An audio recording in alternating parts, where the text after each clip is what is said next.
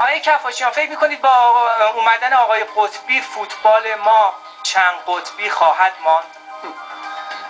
الان با یه قطبی نگرش داریم تا انشالله بریم جلو.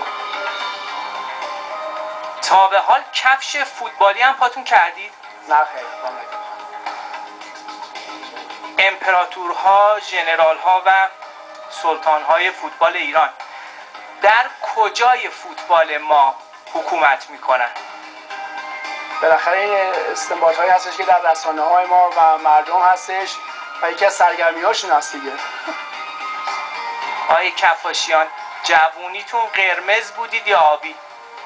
هیچ کدوم نبودم. فوتبال کدوم بازیکن رو از همه بیشتر دوست داشتید؟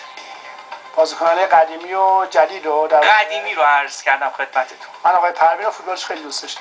خیلی متشکر هستم. تماشاگرنماهای فوتبال ایران تحت فرماندهی گروهبان‌ها هستند یا ژنرال‌ها؟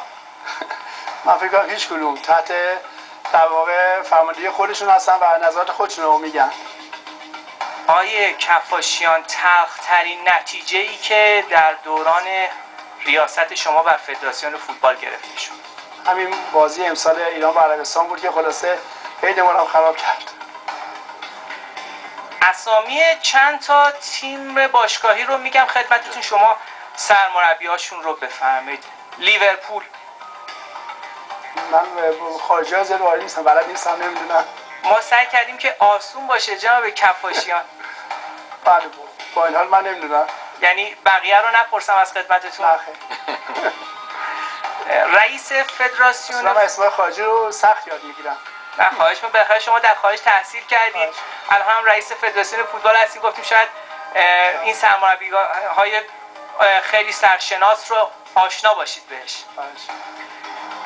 اطلاعات رئیس فدراسیون فوتبال باید به روز باشه.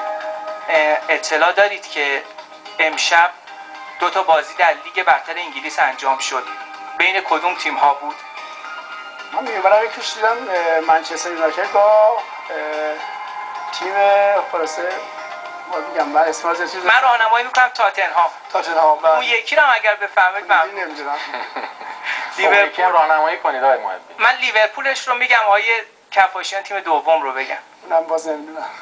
تیم دوم هال سیتی بودش. بالاخره خب مشغله کاری شما شاید اجازه نده آقای کفاشیان که فوتبال ها رو پیگیری بکنید. و به عنوان آخرین سوال، در سطح فوتبال جهان تا به حال شما سراغ دارید سرمربی تازه انتخاب شده ای رو که نتیجه ای نگرفت و بازی هم نکرد و از کار برکنار شد؟ نه اونم نمیدونم.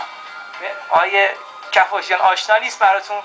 یعنی از ایران میفرمایید؟ نه کلا گفتم در سطح فوتبال جهان، بالاخره ما هم فوتبالمون جهانی هستش و شامل جهان. منظورش آقای مایلکان هست؟ غیر از ایشون چی؟ غیر از ایشون دیگه نمیدونم. خیلی متشکرم.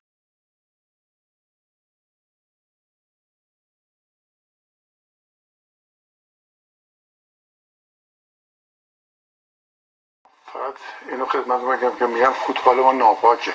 ما باید ببینیم جای دیگه‌مون پاک هست که راجع به فوتبال ناپاک داریم صحبت میکنیم یا نه.